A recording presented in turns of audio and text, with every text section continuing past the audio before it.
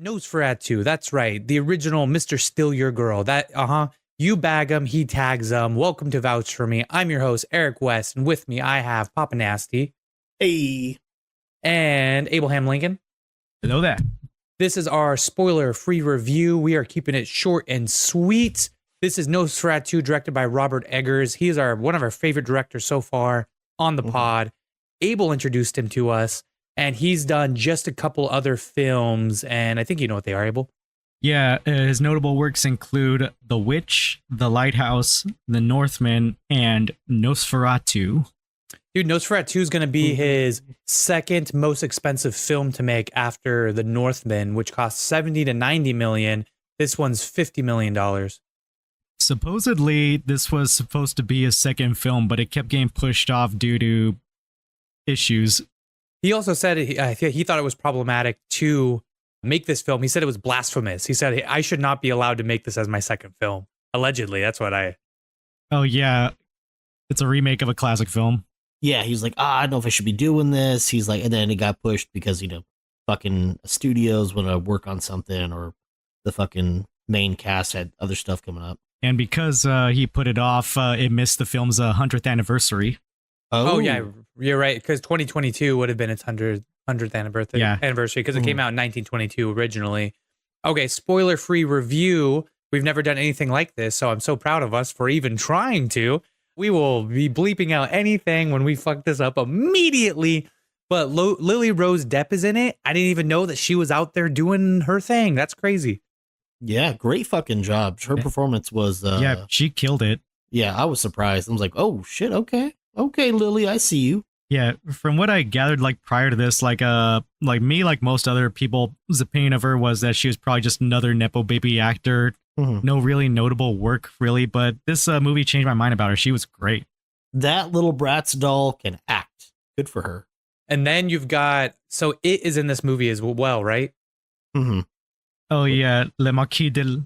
whatever, the guy from John Wick 4. Bill Skarsgård? Yep.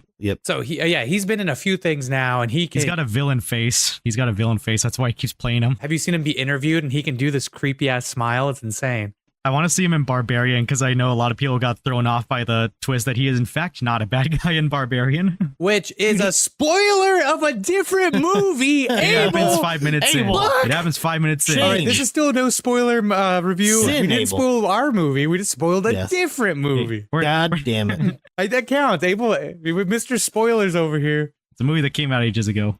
No, he also can do that crazy eye thing where he makes his eyes fucking wiggle all crazy. Like, that dude is great. And the voice that he does for Nosferatu, they didn't do that much editing to it. That he actually developed that voice mostly. It's like, have you ever seen that clip of Jim Carrey doing the Grinch face for real, and the way he contorts his face and all that stuff? Yes, that was fucking great. Definitely impressive. So you got Nicholas Hoult, who I didn't realize who he was, but X-Men First Class, he was Beast. The Beast. The Menu. Yeah. He was also in The Menu as the jackass sycophant who was glazing the chef. Warm Bodies, using the Nicolas Cage one, where he's a... Renfield. Yep, thank you. And he's going to be Lex Luthor. Oh, yeah, he's going to be Lex Luthor. The goat, Craven.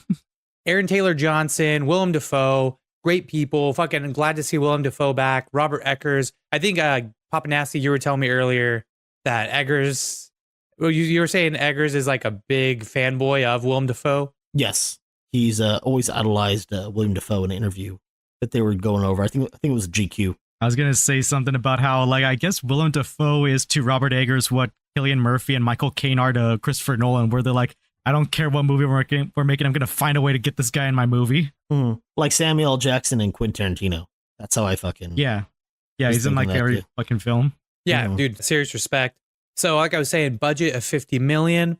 It dropped December 25th.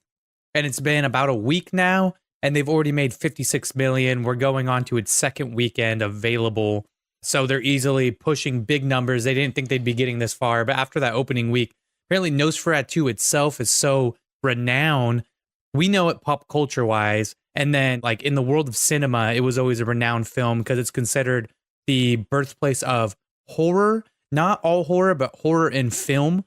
It was very influential. And then, of course, it has a crazy story behind it. Without spoiling the nature of this movie.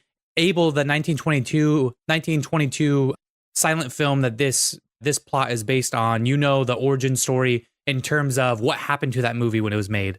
Yeah, correct me if I'm mistaken, but essentially this was a ripoff of the novel Dracula. Bram Stoker's widow and estate sued to have the movie pulled from cinemas, and they did so. And the only reason Nosferatu survived to this day is because bootleg copies made their ways into people's hands. Probably one of the first instances of film preservation for cultural significance. Because even back then, like, even if that didn't happen, lots of films were not preserved. Like, film preservation was not a thing really back then. And so once a movie was done in theaters, they usually just tossed it. The original director was Frederick Wilhelm Murnau, and if you look at his list, a lot of his films are lost films because like you mentioned, they did not preserve them whatsoever. So, and then once again, like you mentioned, they got sued. They had to shut down the production company. This movie should have just been dead to rights, but it was so renowned because the director was renowned predominantly, and then the producer was known. And so it did circulate. And then later down the road, people were getting their hands on Nosferatu. They reintroduced it into theaters with sound. I believe it was like orchestra like or a something. dubbing? Yeah, I think they did a dub in a foreign country. And then they've redone it at least once in 1979 when they remade it. But they used the Dracula names because at this point, fucking Nosferatu was so renowned they were able to get away with it. Fuck it. Fuck copyrights.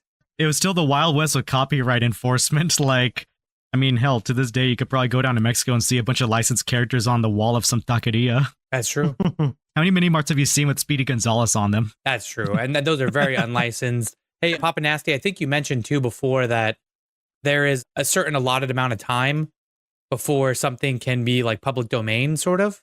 Yeah, the copyright expires. I think you told me that once. It wasn't me. No, must have been another Papa Nasty, Eric. Oh, you're right. How many of them you talking to? You fucking cheating piece of shit. Must have been the one that visits you in the night. Yeah, that's the one that visits you, huh? Hits it. Well, you're the nastiest nasty of them all. Well, guys, let's keep it quick. That's all about the movie. Why should they watch it? Give me a quick one. Tell me why they should watch it. Because it's peak. Okay.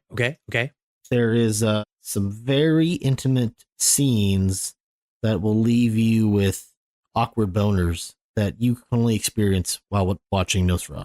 Yes, I haven't experienced as much dread seeing titties in my entire life, so you have to get to the theater. You have to see it. And to give you, not a spoiler, but something quoted by Willem Dafoe, it was such a strange experience working with 1,000 live rats. That's all I'm going to say. Yeah. I was going to say something about how, like... Don't you fucking spoil it, Abel. No, I was going to say I do like how horror movies these days are really trying to recapture that idea that, like, seeing a woman naked on camera should not be arousing. It should make you uncomfortable. And I was agreeing with what you were saying. Like, I was so stressed whenever like shit started happening.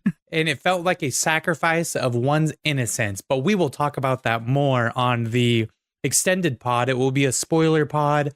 Come find out if we vouch for this movie, if we want to watch Mary kill it. And we will see you guys in the next one. Thank you. We are out. See ya. Love you. Bye.